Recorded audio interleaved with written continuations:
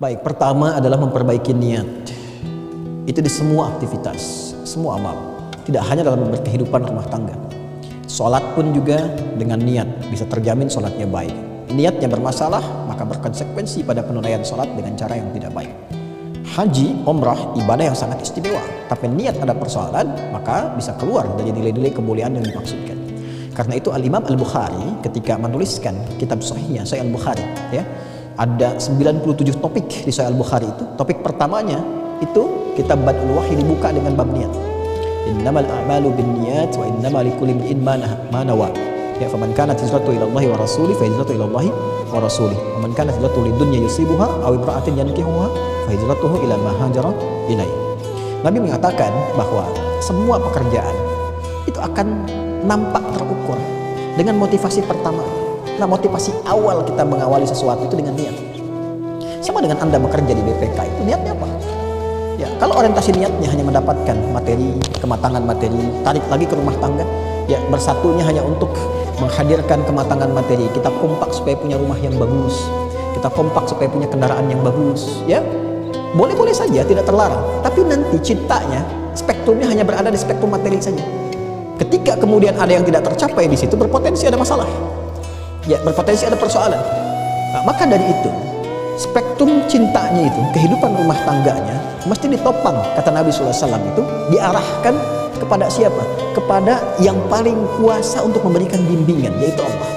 Faman kanat hijratuhu ila Allah, maka siapapun yang menambatkan motivasi awalnya untuk beraktivitas, dalam konteks ini berumah tangga, saya menikah motivasinya untuk menjalankan perintah Allah, membawa amanah Allah, untuk mendapatkan ridha Allah. Maka ketika Anda tambatkan itu semua kepada Allah, maka Allah akan mudah memberikan jalan keluar dalam setiap persoalan.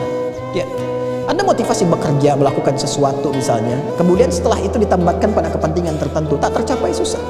Ya, sulit. Jadi sekarang ketika kita kuatkan motivasinya karena Allah, maka hukum Allah akan dipelajari, komitmennya. Karena itu sebelum akad, itu sebetulnya ada bab dulu. Dan itu dulu dibiasakan di kalangan kita, masyarakat Nusantara tempo dulu. Ya, bahkan sebelum muncul Indonesia, bahkan di Melayu pada umumnya. Ya, itu sebelum menikah, belajar dulu bab pernikahan. Sekarang di Malaysia malah banyak dipraktekkan. Jadi sebelum menikah, ya seperti kita mau sholat, belajar bab sholat dulu. Mau menikah, belajar bab pernikahan. Ada hak kewajiban yang harus diketahui. Apa haknya suami, apa haknya istri.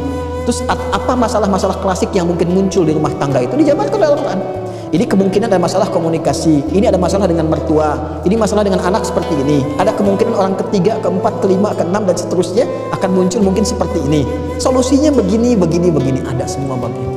Ya, dulu di masyarakat kita, kalau ada seseorang ingin melamar, itu dia akan kasih kode kepada keluarganya, ayahnya turun, menyetujui, nanti diminta yang laki-lakinya ini, ya diberikan waktu selama 40 hari. 40 hari itu untuk mematangkan persiapan keluarga. Dia mencari untuk materinya mawaddah. Mawaddah itu kan cinta yang dihadirkan dalam bentuk pemberian fisikal, materi sifatnya. Ya, jadi dengan cinta itu berusaha untuk menampilkan hadiah berupa makanan yang terbaik dimasakkan, ya kan? Kebutuhan-kebutuhan, perangkat-perangkat hidup itu mawaddah namanya. Ya, itu berlatih dia mengumpulkan itu sambil berlatih mempelajari kewajiban dan haknya dalam rumah tangga. Di Quran surah 34, ya, Quran surah keempat, Quran surah 4 An-Nisa ayat 34, ya. Dia belajar. Nah, istri, calon istri, dia juga belajar selama 40 hari kepada ibunya dan kepada ustazah atau siapa yang bisa memberikan pencerahan kepadanya. Ini haknya istri, ini kewajibannya istri. Kalau ada persoalan gini, begini cara mengatasinya. Selama 40 hari ini diberikan tanda, ya, dengan daun pacar. Diberikan tanda, dipacari itu, ya, bagian kukunya itu. Maka masa menunggu itu disebut dengan pacaran namanya. Ya, jadi pacaran itu dulu adalah satu perangkat momentum untuk mempelajari fikih rumah tangga sebelum bersatu dalam kehidupan yang nyata. Sehingga ketika kemudian berlangsung kehidupan itu sudah mengenal, oh ini caranya dan seterusnya. Jadi yang pertama dilakukan adalah jika terjadi hal demikian segera kembali kepada Allah. Ya, merenung kembali. Yang laki-laki ingat bagaimana akad saat disebutkan, ya, kemudian juga yang perempuan ingat bagaimana tujuan berumah tangga itu dilakukan. Semua introspeksi dulu. Babnya di mana? Di Quran surah keempat, ayat 34 sampai 35. Ya, jika ada persoalan komunikasi terjadi, kata Al-Quran, ar-rijalu qawwamuna 'alan nisa bima faddalallahu ba'dahum 'ala ba'din wa bima anfaqu min amwalihim fas-salihatu qanitatun hafizatun lil ghaibi bima hafizallah wallati takhafuna nusyuzahunna. Jika ada dikhawatirkan terjadi satu perbedaan yang mengkristal kepada hal-hal yang lebih besar daripada itu, ya, biasanya ada persoalan komunikasi, salah tangkap dan sebagainya, fa'idhuhunna, perbaiki dulu cara komunikasinya. Mungkin salah paham. Duduk dulu, renungkan dulu. Ya, coba dilihat. Ya, kalau bahasa Al-Qur'an, ini istri kamu ini amanah buat kamu, akan ditanya oleh Allah. Ya, ini suami ini amanah untuk kamu, akan ditanya oleh Allah ini. Mudah bagi Allah mengamanahkan perempuan ini kepada laki-laki lain, tapi ketika dititipkan kepada pria ini, itu akan ditanya. Duduk, merenung dulu. Kalau belum ketemu cara komunikasi yang baik, kata Al-Quran, berpisah sementara. Ya, pisah ruangan dulu, renungkan lagi. Kalau belum ketemu di situ, cari orang terbaik yang bisa memberikan jalan tengah di situ. Dan siapa orang ini? Ini yang miss babnya dalam pernikahan. Ternyata orang itu adalah wali pernikahan. Wa in khiftum shiqaqa bainihima fab'athu hakaman min ahli wa hakaman min ahliha. Jadi pertama kali itu hakim yang terbaik itu ternyata dari kalangan wali. Makanya jangan sembarangan tunjuk wali. Ya, kenapa ayah atau kerabat dekat cenderung menjadi wali? Itu sesungguhnya bukan hanya berhenti tugas saat menikahkan, tidak. Saya nikahkan engkau dengan si fulanah binti fulan dengan mas kawin sekian dibayar tunai, selesai, tidak. Itu ada sesuatu yang terikat di situ. Ya, ada tanggung jawab moral untuk memperhatikan perjalanan rumah tangga sehingga menjadi mediator kalau terjadi sesuatu. Maka kalau ada sesuatu terjadi, kembali kepada wali. Wali memberikan nasihat. Ingat nggak waktu kamu saya nikahkan dulu, kan janjinya begini. Kenapa ada begini? Coba selesaikan. Tidak ada orang yang tidak punya masalah dan tidak ada masalah yang tidak ada solusi. Muncul kemudian pelan-pelan. Ya. Nah, kalaupun kemudian hal itu semakin mengerucut, yang boleh jadi mengarahkan kepada jalur-jalur misalnya untuk berpisah, ada lagi bab hukumnya, tolak. Ya, tolak itu spiritnya bukan untuk memisahkan pada awalnya, untuk menyatukan. Tapi kalau sudah pakai tolak gak bisa bersatu juga, berarti ada sesuatu yang lain yang keluar dari jalur-jalur harapan-harapan berumah tangga. Maka nanti ada bab sendiri tolak, dipisah dulu. Ya, dalam pisah pertama merenung dulu, ada satu rasa kerinduan tidak, rasa penyesalan tidak, dikasih 3 kali masa suci. Kalau sudah 3 kali masa suci di pertengahan ternyata ada keinginan untuk kembali, langsung kembali. Ya, tapi kalau 3 kali diberikan, kan sekali suci itu gak mudah, masa haid itu kan ada masanya. Kalau 3 kali gak pernah nanya, gak pernah nyapa, abai dengan itu, bahkan punya aktivitas yang lain, nah itu dilihat apakah punya harapan-harapan lain yang keluar dari visi-misi rumah tangga, maka muncullah bab yang terakhir untuk memisahkan, dan itu pun nanti ada batasnya 1, 2 sampai dengan 3. Nah, jadi secara singkat, 1, perbaiki niat. Yang kedua, ingat akan dihisab bahwa keluarga adalah amanah. 2 itu.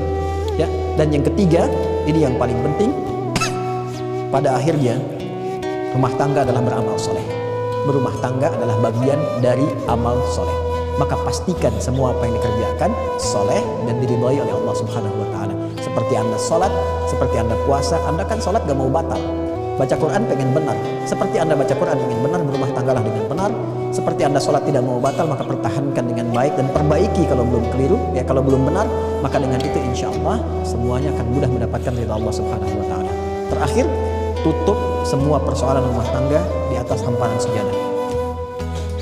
Kalau mau saya berikan rahasia cepat ya, tapi ini diantara kita saja ya, di hari ini. Coba buat mihrab. Mihrab itu tempat khusus, nggak perlu besar, ya kecil juga nggak ada masalah. Kalau nggak ada ruangan, hamparan sejadah, sehamparan sejadah. Itu tempat yang hanya digunakan untuk beribadah dan berdoa. Pokoknya bapak ibu ngajinya di situ, sholatnya di situ. Kalau keluar dari ibadah, keluar dari situ. Jangan bikin status di situ, jangan bicara urusan dunia di situ, keluar. Mihrab adalah satu tempat yang disebutkan dalam Al-Quran bisa mempercepat terkabulnya doa dan mengentaskan persoalan dengan cepat. Bisa mempercepat terkabulnya doa, mengentaskan persoalan dengan cepat. Maryam punya mihrab. Setiap apa yang dibutuhkan Maryam sudah ada di situ. Nabi Zakaria punya masalah, kata orang gak mungkin punya keturunan karena istrinya, divonis menopause dan mandul. Apa yang terjadi? Beliau sholat di mihrabnya Maryam, minta kepada Allah. Itu diviralkan di Quran surah ketiga Ali Imran ayat 38 sampai 39. Doanya ada di Quran surah 19 ayat 2 sampai ayat ke-15.